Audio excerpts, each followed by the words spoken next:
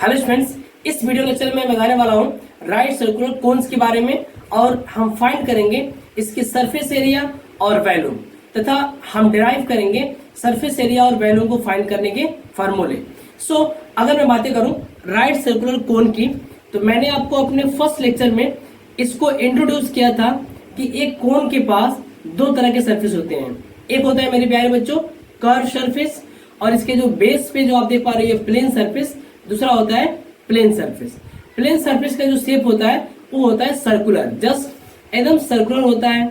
तो अगर मैं बातें करूं कि अगर हमें निकालना होगा कर्व सरफेस की एरिया, तो इसको हम कैसे फाइंड करेंगे। और अगर हमें कर्व सरफेस की एरिया मिल गई और उसमें हमने इस नीचे की जो सर्कुलर बेस है अगर हम इसकी एरिया जोड़ दिए तो हमें मिलेगा इसका टोटल सरफेस एरिया।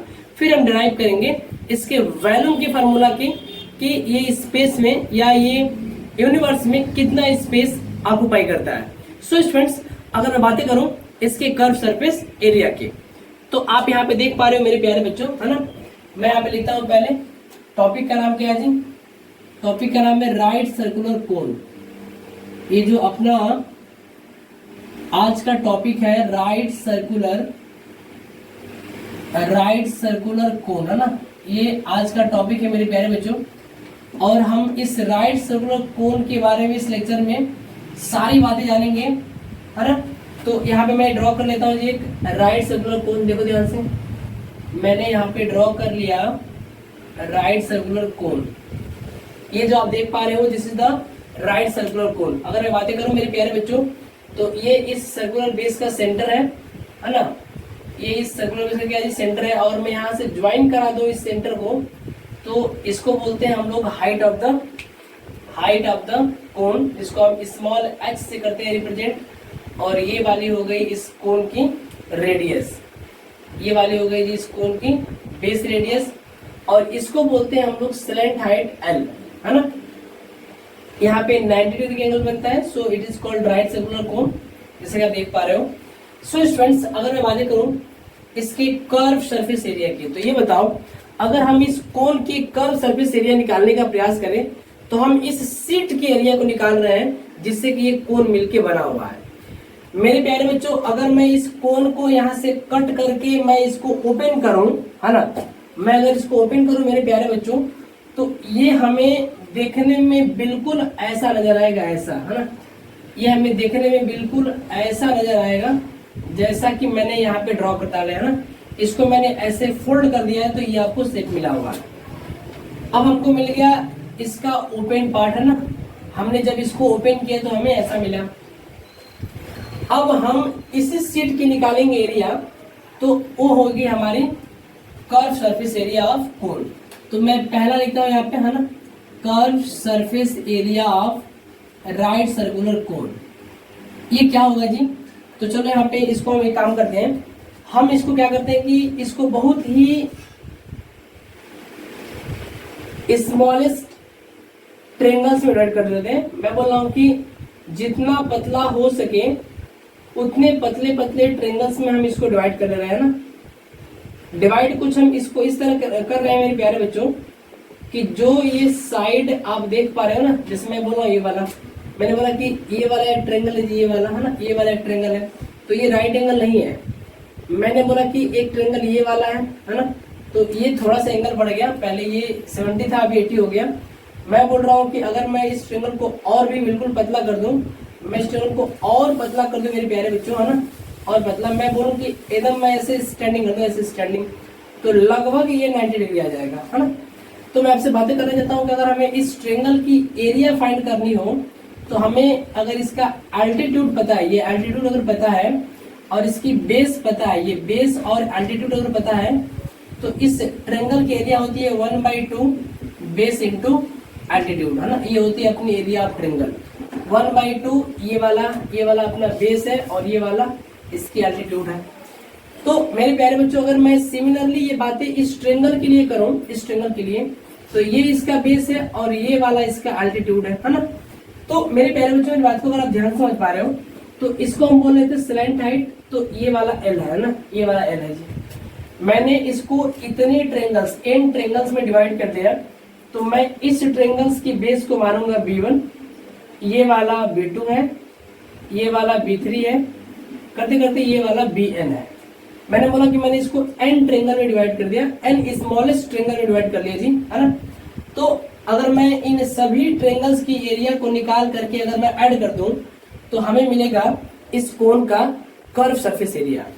तो मेरे प्यारे बच्चों, अगर मैं आपसे एक छोटी सी बातें करने का प्रयास करूं मेरे प्यारे बच्चों, जैसे कि आप इस कोन को देख पा रहे हो ना, इस कोन को देख पा रहे हो, मैं जब इसको ओपन किया, जब मैंने इसको ओपन किया तो ये वाला पोर्शन यहाँ पे आया है ना, जैसे मैं इसको ऐसे ऐसे ज्वाइन करूंगा तो ये एक सर्कल का रूप ले रहा है ना।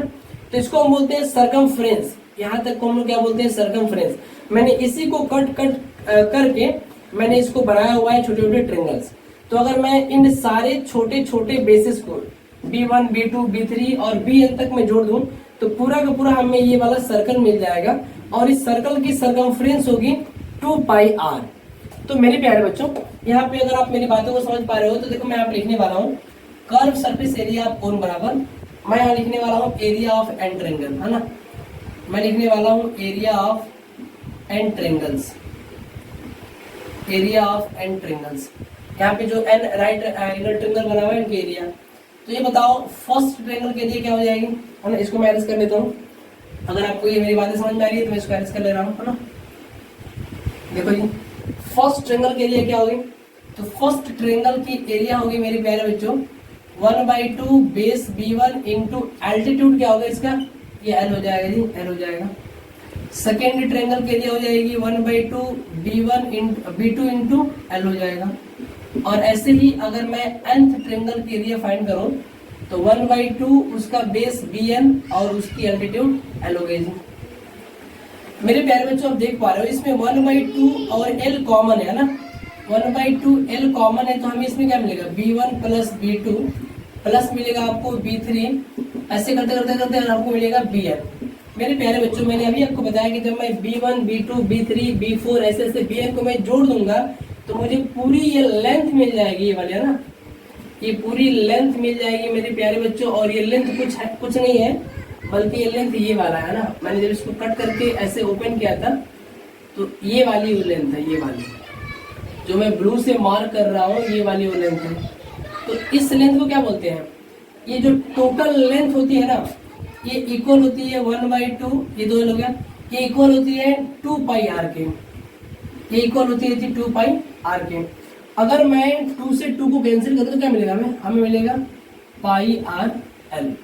तो मेरे प्यारे बच्चों, ये अपना हो गया curve surface area of cone. तो अगर मैं बातें करूं कि curve surface area of cone क्या होगा जी, तो ये होता है πrl। पाई आप समझ सकते हो इसकी वैल्यू 22/7 होती है। ये है अपना r radius of the cone, है ना, radius of base of cone. और ये जो अपना n है, it is the slant height, it is what, slant height. अब मैं बातें करूं इस राइट सर्कुलर कोन के टोटल सरफेस एरिया की, है ना। अगर मैं बातें करूं TSA ऑफ कोन, मैं अगर बातें करूं मेरे प्यारे बच्चों राइट सर्कुलर कोन के TSA की, तो मैंने अभी बताया कि इसके पास कुल 2 तरह के सरफेस हैं। एक अपना कर्व सरफेस है जी, और नीचे देख रहे हो आप जो प्लेन सरफेस है जिसका शेप सर्कुलर है। तो अगर मैं इस सर्कल की एरिया इसके कर्व सरफेस में जोड़ दूं तो मिल जाएगा इस कोन की टोटल सरफेस एरिया। मेरे प्यारे बच्चों, अगर मैं यहाँ से बातें करने का प्रयास करूं तो ये हो गया अपना πrl कर्व सरफेस एरिया, और नीचे वाली जो बेस की एरिया ना, बेस की एरिया मतलब इसकी एरिया, इसकी एरिया जो आप देख पा रहे हो सर्कल। तो एक सर्कल के लिए क्या होती है, ये होती है πr²। तो अगर मैंने यहाँ पे जोड़ दिया πr², तो अगर मैं यहाँ से πr कॉमन ले लूं मेरे प्यारे बच्चों तो हमें मिलेगा l प्लस r। हमें क्या मिलेगा जी, हमें मिलेगा l प्लस r। तो हम कह सकते हैं कि जो total surface area of cone है ये हो जाएगा πrl, है ना, πrl plus r। Now friends, इसका थर्ड कॉन्सेप्ट है वॉल्यूम का कॉन्सेप्ट, है ना। तो अगर आपको मेरी बातें बिल्कुल अच्छी तरीके से समझ में आ रही है तो मैं कहूंगा कि आप ये दोनों कॉन्सेप्ट को कॉपी कर लो, है ना, कर्व सरफेस एरिया और total surface area of the cone को। फिर मैं बताने वाला हूँ आपको volume of the cone. Now friends, मैं शुरुआत करता हूँ वॉल्यूम ऑफ कोन के बारे में। तो मैं अगर बातें करूं वैल्यूम ऑफ कोण के बारे में, तो इससे जुड़ी एक सिंपल सी कहानी है मेरे प्यारे बच्चों।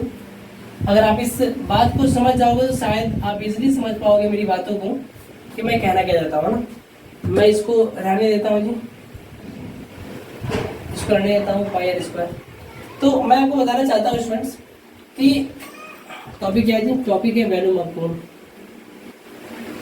टॉपिक है वैल्यूम ऑफ कोण, वैल्यूम ऑफ राइट सर्कुलर कोण है ना, ये टॉपिक है अपना, ये टॉपिक है। तो आप देख पा रहे हो कि जैसे मैंने आपको अपने प्रीवियस लेक्चर में बताया था सिलेंडर की वैल्यू निकालना है ना।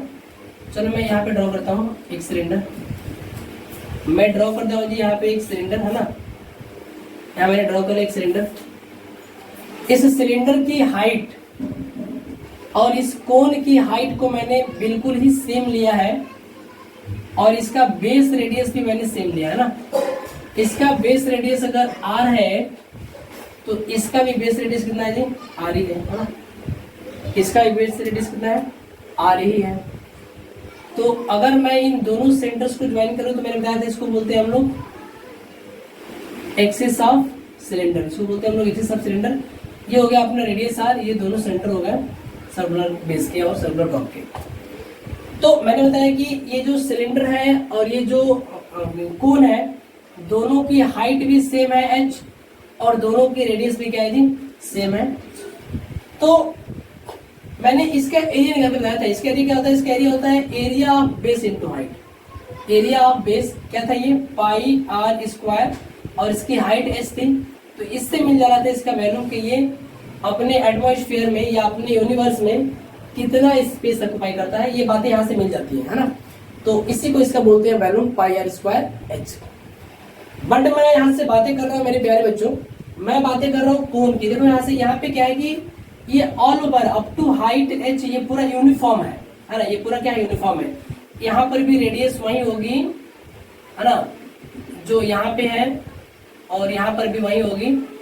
तो मैं बताना चाहता हूँ कि ये पूरी बिल्कुल ही ये टॉप टू बॉटम यूनिफॉर्म है। तो ये यूनिफॉर्म वाले केस में ये काम करता है area of base into height वाला, है ना कॉन्सेप्ट। बट यहाँ पे देखिए हम लोग यार, तो ये यूनिफॉर्म नहीं है ना, यहाँ पे रेडियस कुछ अलग होगी, यहाँ पे रेडियस कुछ अलग होगी, यहाँ पे कुछ अलग होगी और यहाँ पे कुछ अलग है जी, है ना। तो यहाँ पे यूनिफॉर्म नहीं है तो हम यहाँ पे नहीं बोल सकते हैं एरिया बेस इनटू हाइट। लेकिन इन दोनों में बड़ा ही एक दिलचस्प रिलेशन है मेरे प्यारे बच्चों। देखा गया इसमें अगर मैंने क्या किया, मैंने तो इसको अपने लाइफ में इसका प्रैक्टिकल भी किया है मेरे प्यारे बच्चों। प्रैक्टिकल में मैंने ये किया है कि मैंने इसके अंदर वाटर फिलअप किया है ना, इस सिलेंडर के अंदर वाटर फिलअप किया। मैं आपको एक बातें पहले ही बताया कि इस सिलेंडर और इस कोन की हाइट सेम है और इनकी बेस रेडियस भी क्या है, सेम है। तो जब मैंने इसको पूरी तरह से up to brim water fill कर लिया और वाटर फिल करने के बाद मैंने इस वाटर को इस कोन के अंदर डाला ना, इसको मैंने उल्टा कर दिया, उसके अंदर डाला मैंने।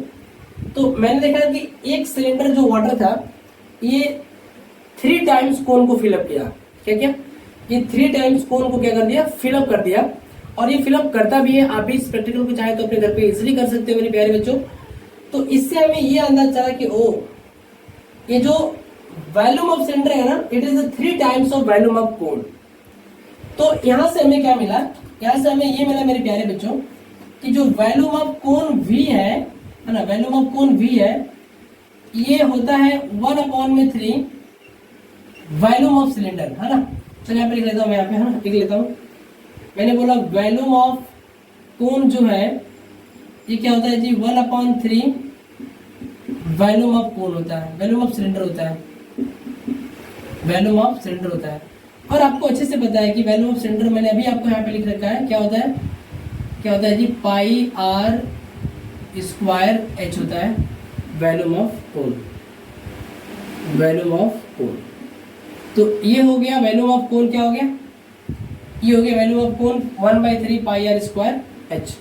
तो जहां तक हमें उम्मीद है कि हमारे सारे बच्चों को मेरी ये वाली बातें भी बिल्कुल अच्छे से समझ में आ गई होंगी कि वॉल्यूम ऑफ कोन क्या होता है। इसकी एसआई यूनिट कह सकते हैं, क्यूबिक यूनिट होती है ना, centimetre cube, metre cube, kilometre cube, litre cube, कुछ भी हो सकता है ना, लीटर। तो ये हो गया अपना value of cube 1/3 pi are square h। तो स्टूडेंट्स अब हम बातें करेंगे इसके ऊपर न्यूमेरिकल्स की। तो मैं बातें करूं इस न्यूमेरिकल नंबर फर्स्ट की अगर, तो यहाँ पे दे रखा है area of base of right circular cone is 314 centimetre square and it's height is 15 centimetre. तो पूछ रहा है कि find the value of cone. अरे भाई यहाँ पे सवाल क्या दे रखा है, देखो ध्यान से, सवाल दे रखा है area of base of the cone. ये जो कोन है ना, ये जो कोन है या ये कोन का ये बेस है, इसकी बेस की एरिया दे रखी है जिसकी रेडियस कितनी होगी, आर होगी जी, और हाइट कितनी होगी जी, स्मॉल एच, जिसको यहाँ पे ऑलरेडी इसने मेंशन कर रखा है 15 सेंटीमीटर मेंशन कर रखा है ना। आर नहीं दिया हुआ, रेडियस नहीं दिया हुआ। अगर रेडियस दिया रहता तो हम इजिली वैल्यू निकाल पाते हैं, क्योंकि वैल्यू में होता है 1/3 पाई आर स्क्वायर एच। तो हम इसके एरिया ऑफ बेस से निकालेंगे रेडियस, है ना। तो मेरे प्यारे बच्चों, मैं अगर इसके सोल्यूशन की बातें करूं, है ना, मैं अगर इसके सोल्यूशन की बातें करूं तो मैं यहाँ लिख सकता हूँ here area of base, area of circular base लिख लेते हैं ना। एरिया ऑफ सर्कुलर बेस कितना दे रखा है जी, बताओ। ये दे रखा है 314 सेंटीमीटर स्क्वायर। अच्छा ये बताओ, एरिया ऑफ सर्कुलर बेस क्या होता है, pi are square. Area of circle के बराबर होता है 300 तो आर स्क्वायर अगर मुझे निकालना हो तो 300 को अगर मैं इस तरीके से लिखूँ ना, ऐसे लिखूँ, नीचे लाकर के यहाँ लिख दूँ पाई, क्या लिख दो जी, पाई लिख दो। और आप देख पा रहे हो मेरे प्यारे बच्चों कि ये हो गया 314 और इसकी वैल्यू होती है 3.14। कितनी होती है जी, 3.14। तो अगर मैं इसको सॉल्व करूंगा, है ना, अगर मैं इसको सॉल्व करूंगा जी, तो यहाँ भी 100 से मल्टीप्लाई, यहाँ भी 100 से मल्टीप्लाई, तो ये कुछ इस तरीके दिखेगा ऐसे, और इसका हो जाएगा डेसिमल खत्म, है ना, ऐसे दिखेगा। तो इसे कट जाएगा तो कितना मिलेगा आपको, मिलेगा आपको 100। तो हम कह सकते हैं कि r इज इक्वल टू √100 में 100 जो आपको देगा 10 सेंटीमीटर, है ना। प्लस माइनस में वैल्यू आती है, बट यहाँ पे बात लेंथ की हो रही है, तो दैट शुड बी पॉजिटिव। तो आपने देखा कि यहाँ पे इसकी रेडियस कितनी आ गई, इसकी रेडियस आ गई 10 सेंटीमीटर, है ना, 10 सेंटीमीटर आ गई। तो यहाँ से हम क्या कह सकते हैं, यहाँ से कह सकते हैं देयरफॉर वॉल्यूम ऑफ कोन, है ना, वॉल्यूम ऑफ कोन क्या होता है जी, 1/3 पाई आर स्क्वायर एच। तो मेरे प्यारे बच्चों, अगर आप यहाँ से मेरी बातों को समझ पा रहे हो, है ना, तो मैं यहाँ लिखने वाला हूँ 1/3 पाई, और आर स्क्वायर की वैल्यू कितनी है, यहाँ पे देखो, यहाँ पे दे रखे हैं, इधर रखा 100, या अगर हम आर की जगह पे 10 लिखें तो 10 का स्क्वायर कितना हो जाएगा 100 इंटू एच कितना दे रखा है जी, देखा 15।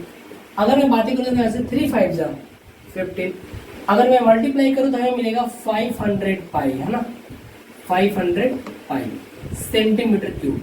तो मेरे प्यारे बच्चों, ये हो गया इस राइट सर्कुलर कोन का वैल्यूम पाई के रिस्पेक्ट में। आप चाहो तो यहाँ पे पाई की वैल्यू रख सकते हो ना 3.14, और फिर मल्टीप्लाई करने के बाद आप इजिली इसकी एक न्यूमेरिकल वैल्यू को फाइंड कर सकते हो।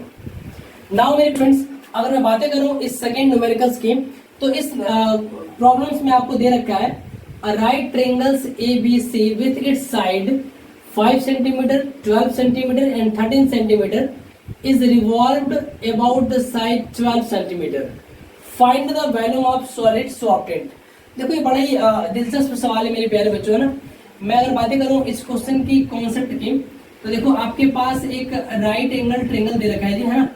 इसकी लेंथ दे रखी है 12 सेंटीमीटर, इस वाले की दे रखी है जी 5 सेंटीमीटर, और इसका ये जो हाइपोटेनस है ना, ये वाला ये दे रखा है आपको 13 सेंटीमीटर। कह रहा है कि अगर हम इस साइड को फिक्स कर दें, 12 वाली साइड को फिक्स कर दें ना, और फिर मैं इसको ऐसे रिवॉल्व कराऊं, ऐसे रिवॉल्व कराऊं ना। मेरी बातें आपको समझ में आ रही है क्या? मैं बोल रहा हूं कि मैं अगर इस 12 सेंटीमीटर साइड्स के अलोंग इस ट्रायंगल को ऐसे रिवॉल्व कराऊं, तो हम जैसे ही रिवॉल्व कराएंगे मेरे प्यारे बच्चों ना, हमें मिलेगा एक 3 डायमेंशनल फिगर, जो कि आप देख पा रहे हो। और इस 3 डायमेंशनल फिगर को आप सिंपल से कह सकते हो, sir it is the cone. It is what? It is the cone. तो आपसे पूछ रहा है कि find the value of solid so obtained. तो ये जो सॉलिड आपको मिला है, आपको इसके वैल्यू फाइंड करने हैं। अच्छा ये बताओ, मैं अगर यहाँ पे बोलूंगा कि वैल्यूम ऑफ सॉलिड, है ना, volume of solid is equal to क्या हो जाएगा? ये हो जाएगा वैल्यूम ऑफ कोन के बराबर होगा ना, वैल्यूम ऑफ कोन के बराबर होगा जी। तो वैल्यूम ऑफ कोन क्या होता है, 1/3 पाई आर स्क्वायर एच होता है जी। तो 1/3 हो गया, पाई की वैल्यू आप यहाँ से सिंपल सा पाई रख सकते हो। और अगर मैं आर स्क्वायर की बातें करूँ तो ये वाली जो साइड होगी ना, ये हो जाएगी इसकी रेडियस आर, जो कि दे रखी है 5 का स्क्वायर, और ये हो जाएगी इसकी एच जो कि 12 दे रखा है। अरे भाई अगर हम इसको सॉल्व करें तो 3 4 जा 12 हो जाएगा, और ये 5 5 25 चौका 100, तो ये आ जाएगा 100 पाई सेंटीमीटर स्क्वायर, सेंटीमीटर क्यूब, है ना। So it is the value mayor. तो आप देख पा रहे हैं मेरे प्यारे बच्चों कि इस सॉलिड की वैल्यू क्या हो गई, 100 पाई सेंटीमीटर क्यूब।